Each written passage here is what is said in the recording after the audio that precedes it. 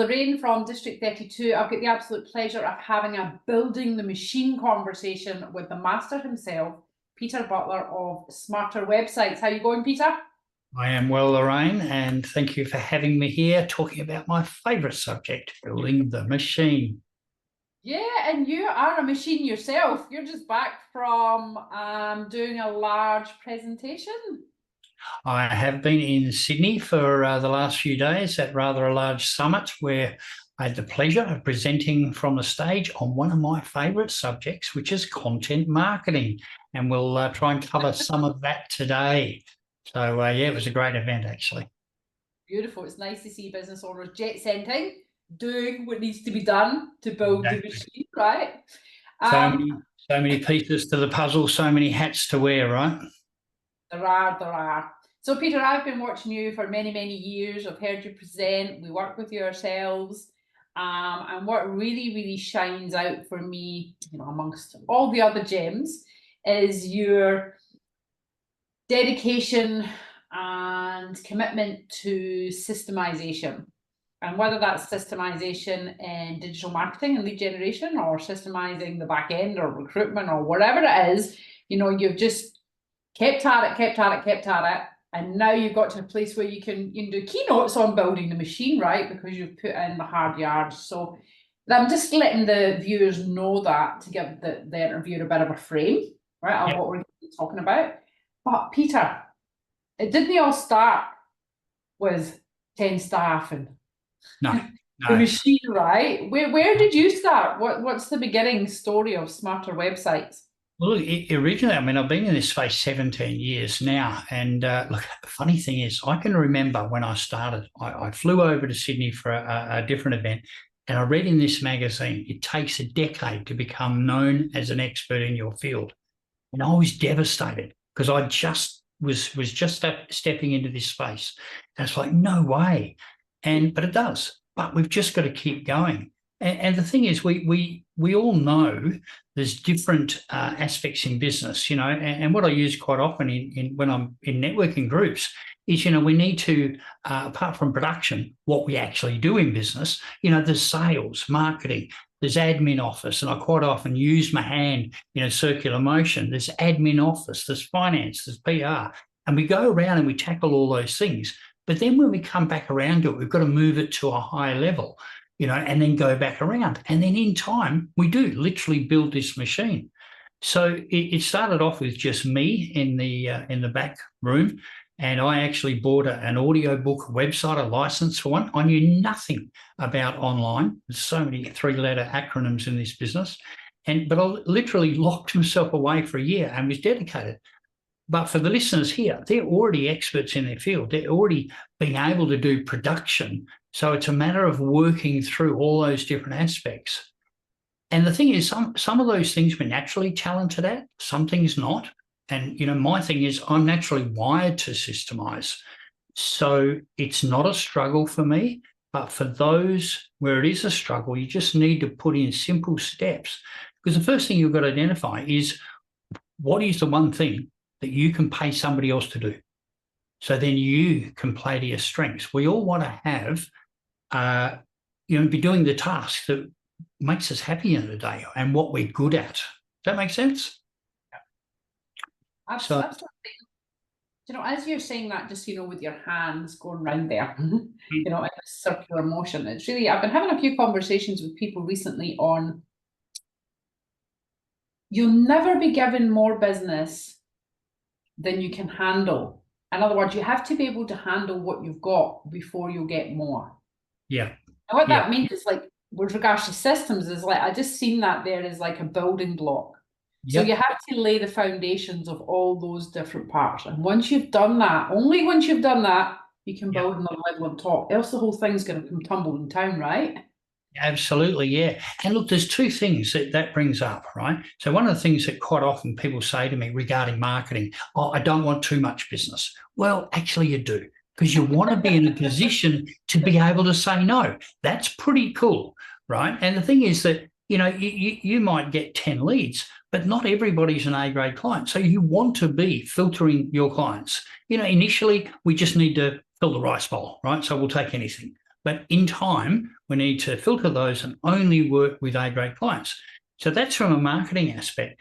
But getting back to your point of perfecting those, one of the things, each one of those stages, one of the things I say to my team, remember, you're building the system not for you, but for the person who comes after you. Always have that in mind as you're building it out, because otherwise you become complacent with the detail in there, with the checklist and things like that. So, and that's a timely reminder for all of my team, because they're all helping me build a machine. Everybody's on board. And I think it's really in my experience and what I've heard, I think it's generally new business owners or business owners new to business will say, "Oh, I don't want that because I don't want too much business." Those of us who have been in business for a long time know that doesn't happen. It just doesn't. Yeah, that's right. You just keep building. I mean, look, I've grown from just me in the back room, absolutely committed to learning this new industry and becoming really proficient at it, to hiring a part-time tech 4 hours a week. I mean, the guy was way overqualified. And, it suited him to a T, because he could start at 10 or 11 o'clock and finish by 3, and it was perfect for me. And so then I added a second day. And so, bit by bit, we grew. Now, at the beginning of last year, we had a team of 6, and then we've developed some opportunities, and we've grown to, quite a large team. But, I started with just me. And it's just building out each stage and each system and staying focused on the task at hand.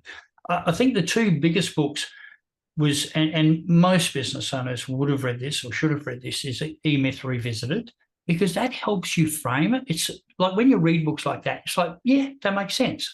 I sort of know that. But I find it incredibly powerful when things are framed.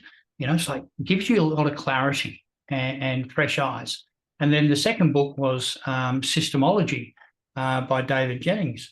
Now, I've only half read his book because I'm naturally wired that anyway. But for me, at this stage of my business, because I've developed all of the core strategies, I mean, you've seen systems, rather, you've seen some of my systems, my onboarding process. When I'm hiring somebody new, we documented it. And then the next time we hired somebody, we followed that documentation and improved on it. And then it suddenly twigged, hang on a minute, if I got the person I was onboarding to update that as they're going, like if we miss information or is updated or out of date, then they can make notes and comments. So it becomes a self-perpetuating onboarding process. I mean, it's really quite exciting. And so I forgot my point. So, in doing that, the Systemology book, oh, that's right. The takeaway from Systemology was having a systems champion in your business. And so we've managed to get to that stage. Now, for lots of solo business owners or smaller team, they might not be at that stage. But knowing that now, because I only just learned that myself about a year ago, knowing that now helps you frame the future. So, okay, let's just document the simple steps now. And each time we do it, let's update it more. Now, you got to remember, I'm having this conversation, but this has nothing to do with my core service offering. I don't do this as a service, but it's how I built the machine. And it's also how then you make sure the quality is there, right? Because that's really important as you scale. If you're not consistent in the delivery, in the production, then that's going to be a problem. You're going to fall over. There's going to be cracks. Hey, guess what? As you're scaling, cracks appear. Yeah. But the systems are your checklist. Yeah? Yeah, indeed. Yeah. You're talking away there, and I'm thinking about my own systems and where the holes are and where the scaling cracks have come up. And it's just some things you can't foresee, but there's a lot you definitely can. Yeah, absolutely. And we've got checks and balances all the way along. And what happens with the systems, we're really going down the systems route now, is people then become complacent because they've followed the system before. They tend to rush through it. And so that in itself can be problematic because they're not, if there's any changes in that system, things like that, so they tend to skip over it. So we've seen that a few times, but we've now got our checks and balances. So with our core service offerings, with websites, the CRM, SEO, and we've got incredible processes there. So the quality of our websites, it doesn't matter whether it's one of our Smart Series, which are our budget websites. So when people come to us, it doesn't matter what their budget is. We'll get them online with a website, starting from $2,000 upwards. We can get them online, 2 to 20 grand plus. And it doesn't matter whether it's a 2K or a 20K project. We use the same platform. We use the same build process. With the premium level, it's obviously more steps and more bling attached to that, but it's following the same protocols and processes. So the quality of workmanship is there, because people don't know about the quality of websites. It really is quite horrific what we see out there. Around 85% of our work is actually website rebuilds. Now, some of that might be 5-year-old, 7-year-old, 10-year-old websites. Okay, they're due for a refresh, and they happen to have heard about us and come to us, and that's cool. But there's a lot of work we're doing rebuilds on only 2-year-old websites. Now, that's really quite sad, but it's really hard for people.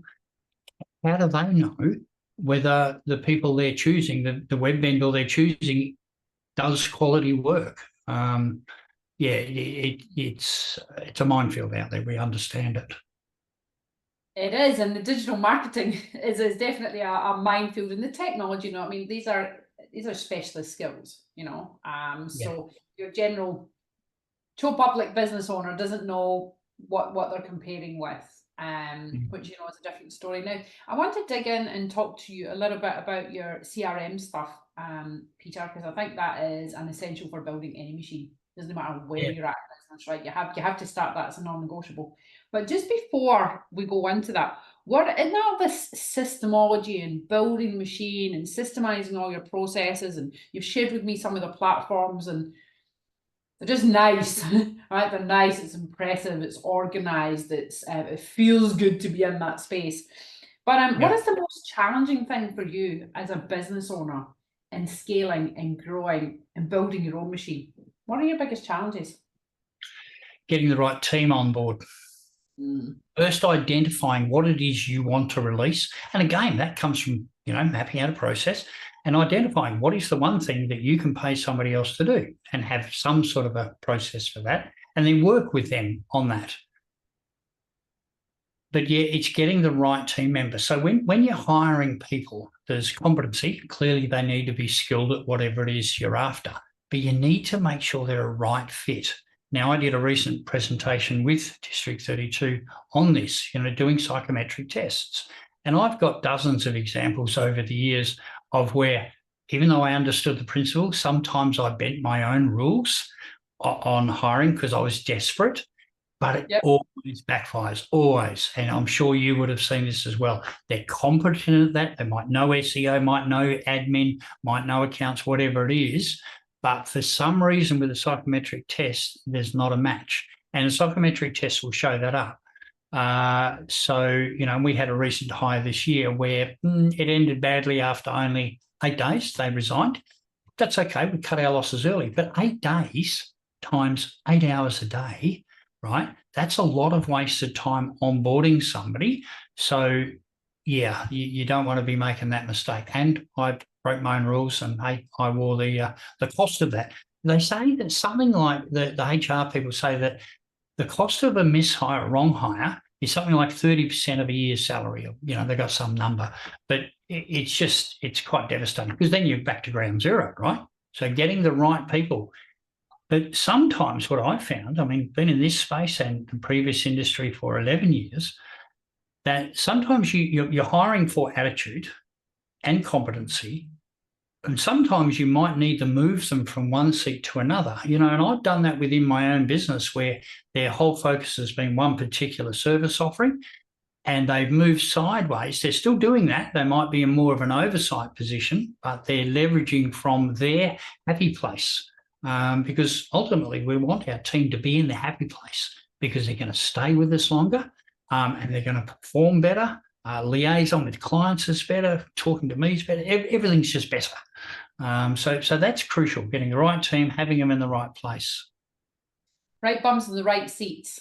Yeah. Exactly. That's it. Yeah. Definitely challenge it, and especially if you want to, if you want to step away a wee bit, you have to do it at some point as a business owner. You can't just, to have to scale. You have to, what do they say? Let go to grow. Let Yes. go of the functions, let go of the business, let go of the management, let go of it all.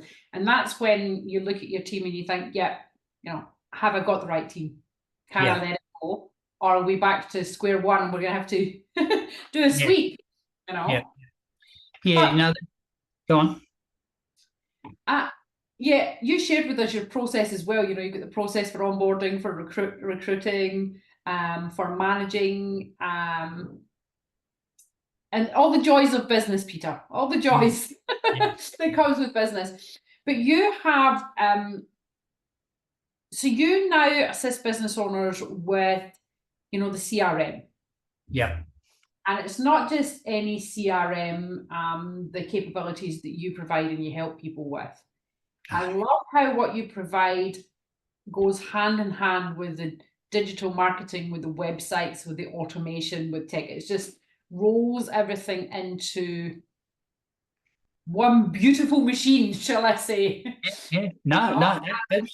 Yeah, absolutely right.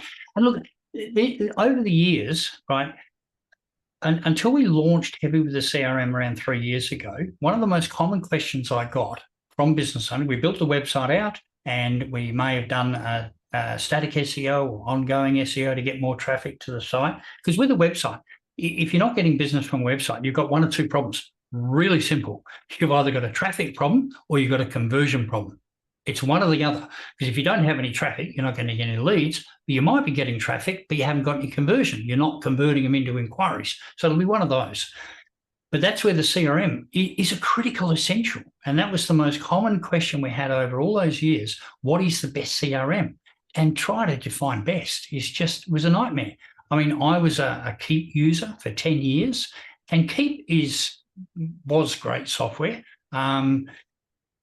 However, unless you had a certified specialist on your team, of which I did, and I still was then only using it 50% capacity, it was hard work. It was very complex software. Whereas when we found the solution we're using now, Smarter CRM, it is absolutely next level, right? Because it's simple to use. And I've developed a saying over the years, if software is not simple to use, guess what? It doesn't get used. And it doesn't matter whether we're talking accounting software, doesn't matter what software. If it's hard to use, it's not going to get used. That's simple. So Smarter CRM just does so much more, as you sort of mentioned. It'll do social media marketing, your social media posting. You can put all of your posts, you can map out the next 3, 6, 12 months directly in the CRM and publish across the 6 platforms all at the same time. I have been posting consistently for the past 4 years, the same 124 social media posts, right? I'm actually getting more traction now, right? Through the automation of those, I've had more LinkedIn views in the last 3 weeks than previously. It's just going off. I still get comments, like, shares, and I have not been to those social media platforms in those times. Now, it doesn't mean to say I don't go to LinkedIn, but I don't have to post to LinkedIn because the CRM is handling that for me. So that's a part of the automation. That's a part of building out the machines. Do it once, let the machine run, let it look after itself. Should that content be refreshed? Absolutely. But guess what? Like all business owners, I'm running around in circles. I'm just hoping that my circles are at a higher level. Or one of the sayings I've got, what is it? How are you really busy running around circles, but the circles are getting smaller? And that's what we're all striving for, right? So that's just one aspect. But yeah, go on. Yeah, I was just going to ask you there. So the social media management and scheduling is one part of it, but what I really like about what CRMs can do now, and you've given me a glimpse of that, Peter, is the IQ, the intelligence, Mm. the intelligence reporting that you get from that. Oh. It's not just the posting of the social media that you then how can have a report on what's working and what's not. Because ultimately, as business owners, what we need to know is what do we know? Yes. We know yes. that when we do this, Yeah. this happens. Yeah. Yeah. Look, the tracking that's done is. Say again? I said, sorry, I cut you off there, Peter. Oh, no, that's okay. Yeah, look, the tracking that can be done in a CRM is absolutely gold. And look, we had a client approach us probably 12 months ago now, and they said, look, we want you to run Facebook ads. So I had a look at their Facebook business page, and I declined to run ads because I could see they were not responding in a timely manner. So he who responds quickest wins. That's simple. Because if they're looking at you, they're likely to be looking at somebody else. So with automation, you can send through the CRM automated response to people who reach out via Facebook, Instagram, Google Business, whatever it is, an automated response. So you're responding without you responding. It's an automation, but you're tracking that. So every lead that then comes into your CRM, whether it's through the web chat, socials, SEO, whatever it is tracked as to where they came from, which gives you incredible statistics. Now, through the reporting, which is very easy to read, because as soon as you say reporting, a lot of people, eyes glaze over. But like graphical reports, very simple to view. And it's like, oh, look at that. Through my lead magnet, I've had 157 leads in the last year. Was it worth doing? It was hard work setting it up, but you've now got a part of a machine. And you know where your leads are coming from. You know what's working, what's not working. And that's really important. I think that's definitely a key thing in business, Peter. You see business owners a lot doing, just doing activity, but don't know which leads are working. What's that saying that people say? I know that half my marketing is working. I just don't know which half. Yeah. And look, it is absolutely true. You've really got to be tracking all of that data. But one of the things that I think is quite sad, people sell themselves short with the knowledge that they've got. We are experts in our field. There's the phenomena, imposter syndrome. And, that's something that I need to challenge myself on occasion. Sometimes I feel that. But then I look at somebody else in my space and it's like, oh, my God, really? Why am I feeling that way? Like, we know our stuff. And it's the same for all business owners. And you should be sharing that information. That's where I'm heading with that, through content marketing. The thing is that there's a term called SEO, search engine optimization, right? So we know that's ranking well in Google for certain keywords and getting traffic. But I saw a recent renaming of that. Yoast SEO guide did it.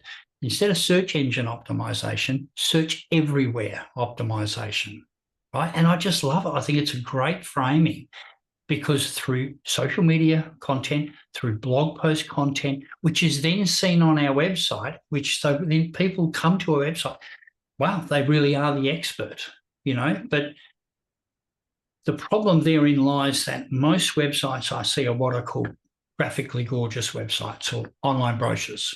And they don't have calls to action. They don't have a web chat widget. They don't have a lead magnet. They don't have a clearly displayed phone number to call.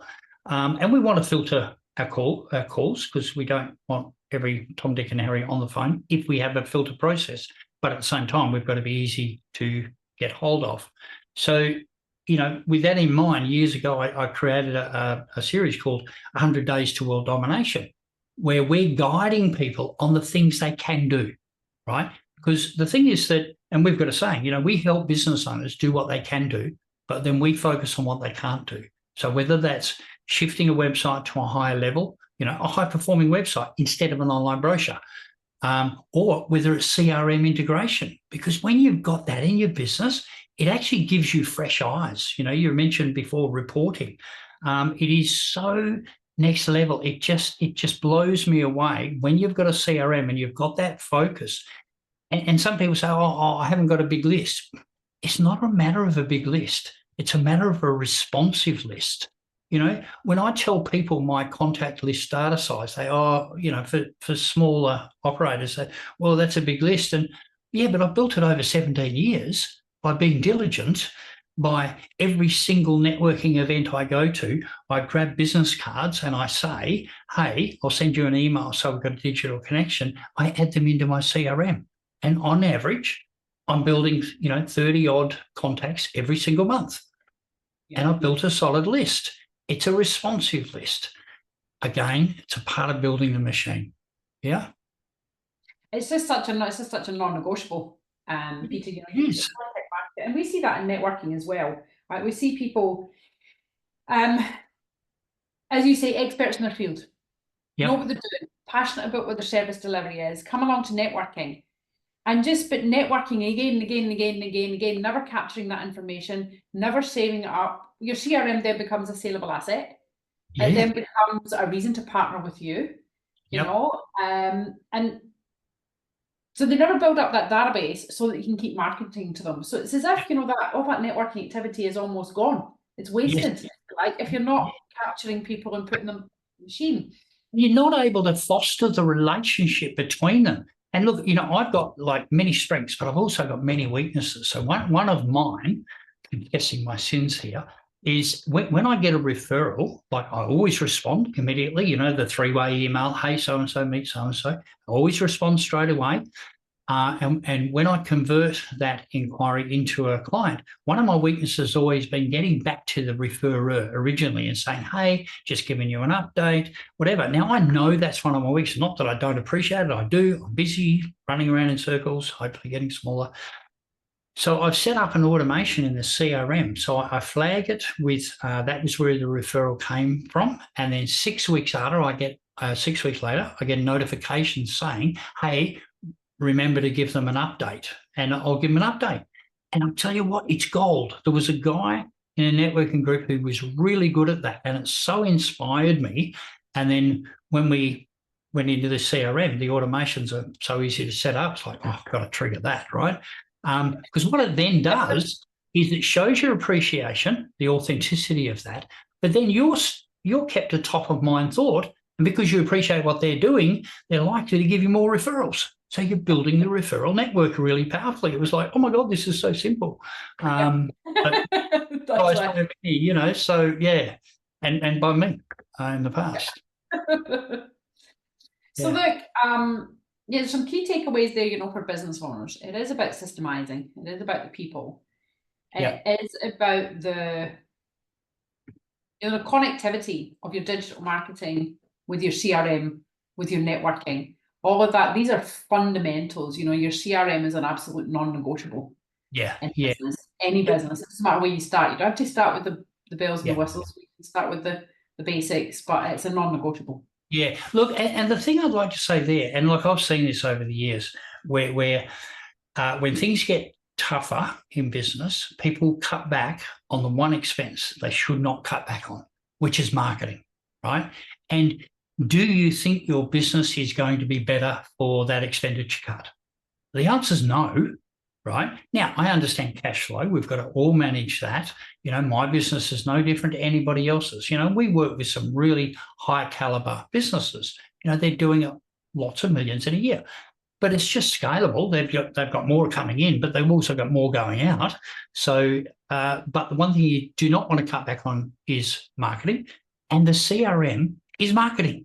It just is. So it shouldn't ever be looked at as an expense. It is an investment. And yes, that's a catch cry, whatever they call it, but that's the reality, and it is a critical essential.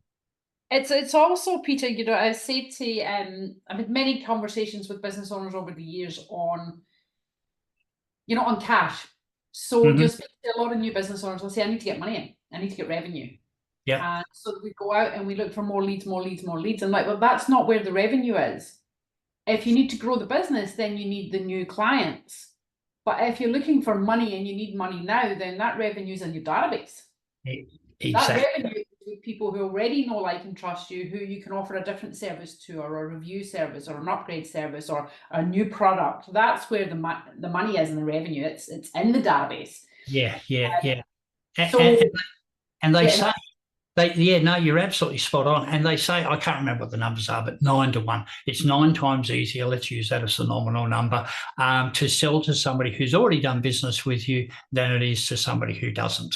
And you know, on that, like with the services we offer, I mean, I can remember when I started, I only did websites. That's all I did.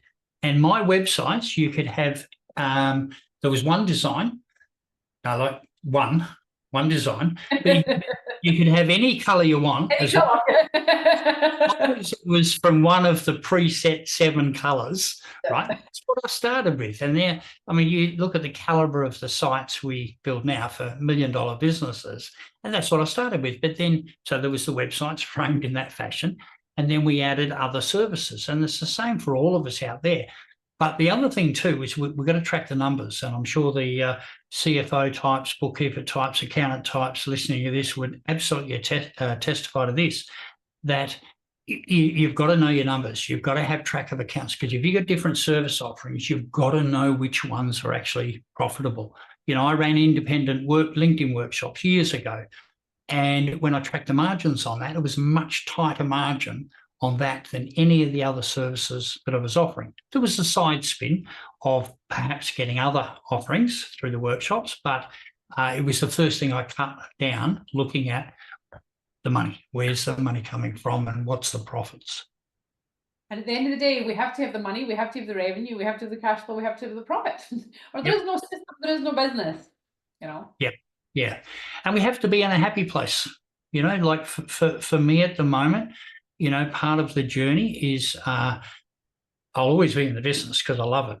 But exiting from day-to-day operations, I'm focusing on that because I've got an epic team, and they're able to stand up on their own departments and run that department effectively. And that's the journey I'm on. But it doesn't matter for the people listening what stage of the journey you're on. And I think we've, shared enough to know that, hey, I started in the back room on my own and, built it from there. And each year, I think it's incredibly powerful for us to look back at the end of each year, right? To look back at that year and to see the journey, see where we've come. Oh my God, remember a year ago, I used to have to do that, or this has changed or evolved. And to me, it's really uplifting. It's a buzz. You do have to remember the wins. You have to celebrate the wins. It's really super important.